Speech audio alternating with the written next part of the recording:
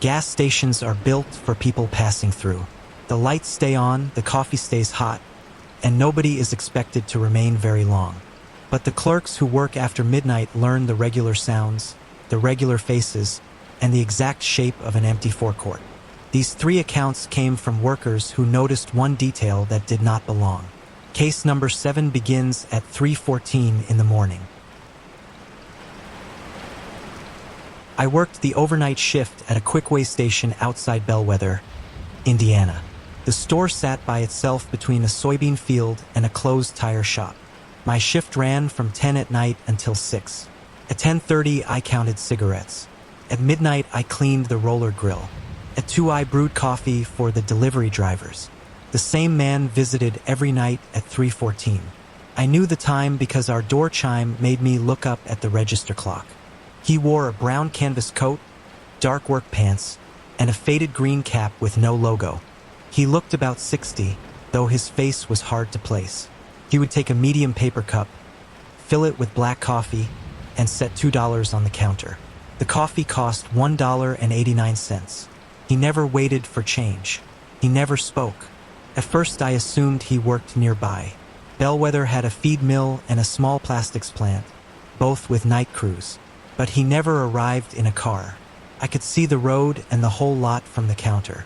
One moment the lot would be empty. Then the chime would sound and he would be inside, walking toward the coffee station with rain or dust on his shoulders depending on the weather. I tried talking to him. I asked if he wanted a receipt. Once, during a storm, I said he could wait inside. He never looked angry. He watched the coffee pour, placed his money down, and left. Through the windows, I saw him cross toward the dark tire shop. He passed behind its sign and never came out the other side. My manager, Rena, laughed when I mentioned him. She called him my coffee ghost. The other night clerk had never seen him, but she worked Fridays and Saturdays, and I realized the man only came Sunday through Thursday. That sounded like a work schedule, which made the whole thing feel ordinary again. In November, Rena asked me to cover at our Mason Pike store. Their clerk had pneumonia. Mason Pike was 40 miles east, beyond 2 towns and a reservoir. I arrived at 9:45, learned the alarm code, and spent the first hours trying to remember where they kept everything. Their coffee counter faced the windows instead of the coolers. Their register ran 4 minutes slow. I checked it against my phone around 2:30 and made a note to tell the manager. At 3:10, freezing rain began ticking against the glass. I was filling the sugar bins when the door chime sounded. The man in the brown coat walked in. I remember looking through the windows behind him for a car. The lot was empty except for mine. He crossed directly to the coffee station without noticing the different layout. He took a medium cup, filled it with black coffee, and brought it to me. His coat was dry. I looked at the register. It said 3:10. My phone said 3:14. For the first time, he looked directly at me. His eyes moved from my face to the name tag on my shirt. Then he placed $2 on the counter. I asked how he had found me. My voice sounded much louder than I intended. He kept one hand around the cup. Steam rose between us. I asked if he had followed me from Bellwether. He leaned slightly closer and whispered one word. Late. It was the first sound I had ever heard him make. His voice was dry and faint, like paper dragged over concrete. Then he turned and walked out. I hurried around the counter. The front door closed before I reached it. There were no footprints in the thin ice outside. The lot lights showed every white patch between the store and the road. Nothing moved. I called Rena and woke her. She thought I was joking until I described the green cap. She went quiet. She asked me to open the office cabinet at the Mason Pike store and look for an old employee binder. In the back was a photograph from a company picnic in 1998. The man stood at the edge of the group wearing the same coat and cap. His name was written beneath the picture as Martin Vale. He had managed the Bellwether store before Quickway bought it. Rena told me he disappeared during an overnight shift in February of 1999. The police found his truck at the reservoir. They never found him. I did not finish that shift alone. Rena drove out and sat behind the counter until morning. We checked the sale records from Bellwether when we returned. Every night I remembered serving Martin, The register showed a $2 cash overage. On the night I worked at Mason Pike, Bellwether still had the same overage at 314. The clerk there said nobody had entered the store. I transferred to days the following week. 3 months later, I stopped for fuel at Bellwether just before lunch. The current clerk recognized me and said one of my regulars had asked about me. I asked which one. She pointed toward the coffee station and described a quiet older man in a brown coat. She said he now came at 314 every night, set down $2, and stood at the counter without taking a cup. He stayed there for 1 minute watching the empty stool where I used to sit. Then he left by walking toward the tire shop. She had started leaving my old name tag beside the register because the first time she did it, he went away sooner. I took the night job at Lark Fuel because I had classes during the day. The station was on Route 9 outside Marlow, Pennsylvania, across from a quarry. My hours were 11 until 7. I checked tank readings, emptied bins, logged the lottery drawer, and watched for drive-offs. Pump 4 had been broken since before I started. A delivery truck had backed into it in March. The impact damaged something below the concrete. The service company disconnected the line, wrapped the handle in a yellow bag, and crossed the island with red tape. My supervisor, Ed, said repairs cost too much. We stored windshield salt there. On my third week, the console beeped at 2:26 in the morning. Pump 4 showed ready. I canceled it and looked outside. The island was empty. The tape sagged in the rain. I wrote the fault in the shift log and forgot about it. The next night, it happened again at 2:26. This time, the display showed that the nozzle had been lifted. A few seconds later, the numbers began climbing. 1 gallon, 2, 3. I hit the emergency stop. The numbers froze at $8.40. There could not have been fuel moving through that pump. Ed had shown me the capped pipe in the inspection hatch. Still, when I went outside, the concrete beside pump 4 smelled sharply of gasoline. The yellow bag around the handle was wet but undisturbed. I checked the spill kit and found nothing on the ground. Ed blamed a short in the console. He told me to switch off breaker 14 after midnight. I did. At 2:26 the next morning, pump 4 lit up anyway. That was when I checked the cameras. Our system kept 3 days of low-quality video. The live exterior feed showed the empty island, but when I rewound to the moment the console beeped, a car was parked at pump 4. It was a pale station wagon with wood-colored panels and no visible plate. The picture jumped every few seconds, yet the car remained perfectly still. I watched backward. It was present at 2:25. It was not there at 2:24. There were no headlights approaching on either road camera. I watched forward. At 2:37, the car vanished between frames. It did not pull away. One frame held the wagon. The next held rain and tape. Ed watched the clip twice and called the system corrupt.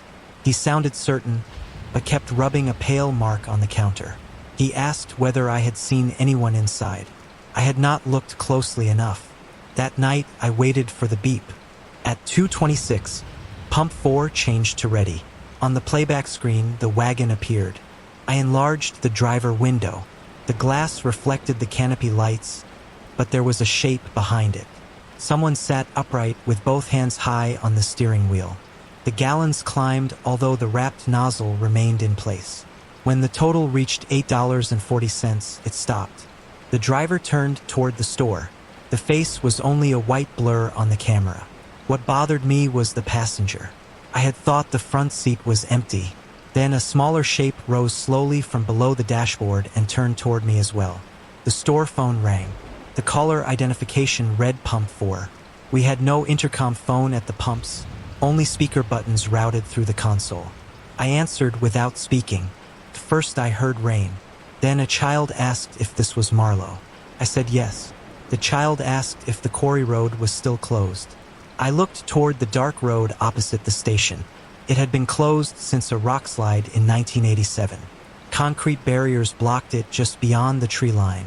Before I could answer, an adult voice in the background said they had missed the turn again. The line went silent. On the monitor, the station wagon disappeared. Ed arrived with an old newspaper. In August of 1987, A family drove onto Quarry Road during heavy rain. Their wagon entered a flooded cut. The parents were recovered. Their 6-year-old son was not. The photograph showed a pale wagon with wood-colored panels. The article said a gas receipt was found in the father's pocket. $8.40, purchased at the station where Lark Fuel now stood. Ed admitted Pump 4 had behaved that way for years. The old owner kept it open because the total appeared only during August storms. After the delivery truck struck it, the activations started happening every wet night. Ed had hoped disconnecting the line would stop them. We shut down the whole forecourt the next evening. At 2:26, every pump display went dark except 4. Its numbers climbed to $8.40. Then they cleared and a new amount appeared, $6.12. That was the price of the coffee, sandwich, and fuel I had bought at the store before my first shift. The phone rang. I did not answer. My own voice came through the ceiling speaker anyway, thin beneath the rain. It gave directions to my apartment in Marlow, including the entrance I used behind the laundromat. I quit before sunrise. The station closed the following winter. Pump 4 is still there behind a chain fence. Sometimes I pass it on Route 9. The red tape has rotted away, and weeds cover the island. Last August, during a storm, I saw the pale wagon parked beside it. The smaller figure was no longer in the passenger seat. It was standing under the canopy, facing the road as I drove past. I started at a 24-hour market called Penny Vale in Northbridge, Ohio, when I was 19. I worked midnight until 8, stocking drinks and cleaning the hot food case. The building had once been a family grocery, so the back rooms were large. A walk-in cooler sat behind the beer cases. On my first night, the shift lead, Marcus, gave me 3 rules. Count the register before 2. Keep the rear delivery door bolted. Never enter the cooler after 2 in the morning. I laughed at the last one. Marcus did not. He said the compressor cycled hard after 2 and sometimes jammed the release. If I needed stock, I should get it earlier. At 2, I was supposed to lock the door from outside. That sounded like a safety violation. Marcus said the owner knew. He would not say more. For the first month, I followed the rule. At 1:45, I filled a cart with whatever the front cases needed. At 2, I shut the cooler and snapped the lock. Around 2:15, I often heard a soft knock from inside. 3 taps, a pause, then 3 more. Marcus said it was a loose fan belt. I told myself he was right. One Tuesday, I forgot 2 crates of milk. Bus drivers emptied our coffee urns every morning. Without milk, I would hear about it. At 2:12, I unlocked the cooler. Cold air rolled over my shoes. The light inside flickered once, then held. The cooler was about 20 feet deep, with wire shelves on both sides and stacked soda at the back. I grabbed the first crate. Something clicked behind me. The steel door had swung shut. I tried the inside release. It moved, but the door did not open. I shouted for Marcus, then remembered he was unloading cardboard at the rear dumpster. I hit the door with my palm. 3 times. I stopped when 3 knocks answered from the far end of the cooler. The sound came from behind the soda stacks. I called Marcus on my phone. The screen showed no signal, which was normal inside the insulated room. I turned on the flashlight and walked toward the back. I thought perhaps a pipe was knocking. Then my light crossed a blue plastic name tag on the floor. It said Ellis. The tag was old and scratched. Beneath it lay 3 more. Sharon, Peter, Luis. All 4 had the Pennyvale logo we stopped using years before I was hired. The knocking came again, directly behind the stacked soda. 3 taps. A pause. 3 taps. I pulled 1 case aside. There was a narrow gap between the stacks and the wall. It should have ended after a few feet. Instead, my flashlight showed a passage continuing past the back wall into darkness. Frost covered the floor. Several sets of shoe prints led into the gap. 1 set led out. The prints crossed the cooler floor toward me and stopped a few inches from my shoes. They were fresh enough that water shone inside them. Someone behind the cases whispered my name. It sounded like Marcus, but he pronounced it the way my mother did when she was worried. I backed toward the door. The voice asked me to move the rest of the soda. It said there were people behind it who had been waiting for the morning shift. Then a different voice began listing dates. October 12, 1996, May 3, 2001, January 19, 2008. After each date, something tapped once against the wall. I kicked the door and screamed. The light went out. In the dark, I heard shoes moving through frost. They came from the gap, slow and careful. A hand touched the back of my work shirt. It did not grab me. It pinched the plastic clip of my name tag and pulled until the clip snapped. The cooler door opened. Marcus dragged me into the stockroom and locked it again. My name tag was gone. He made me sit in the office while he called the owner. Neither of them went inside. At dawn, a refrigeration company arrived with 2 police officers. The cooler was empty except for stock. The cases stood flush against the back wall. There was no passage, no frost on the floor, and no name tags. Marcus finally told me about Ellis. He had worked the night shift when the store still belonged to the Vale family. In 1996, he entered the cooler after 2 and never came out. The police assumed he used the delivery door and left town. Sharon, Peter, and Luis disappeared years apart under similar circumstances. The store changed the logo after Luis vanished because his mother kept seeing the old sign and calling the owner. I asked why anyone still worked nights there. Marcus looked toward the locked cooler and said someone had to close the door at 2. I quit that morning. The owner mailed my final check but deducted $8 for a missing name tag. 2 years later, Penny Vale was demolished. I watched from across the street when the excavator broke through the cooler wall. Behind it was ordinary brick, then soil. The operator stopped because something blue had fallen from the bucket. It was a plastic name tag. Even from the sidewalk, I could read my name on it. The tag looked new. The clip on the back was unbroken. That night, at 2:12, someone knocked 3 times from inside my refrigerator. I unplugged it and moved it to the garage. The knocking still comes on certain Tuesdays. It never comes from the kitchen now. It comes from the garage door on the side facing the house. The forecourts in these records remained ordinary in daylight. Coffee brewed. Pumps counted gallons. Cooler doors stayed shut. Nothing in the reports explained why the same hour kept returning, or why some customers seemed to remember workers who had already gone home. Cases 7, 8, and 9 remain open.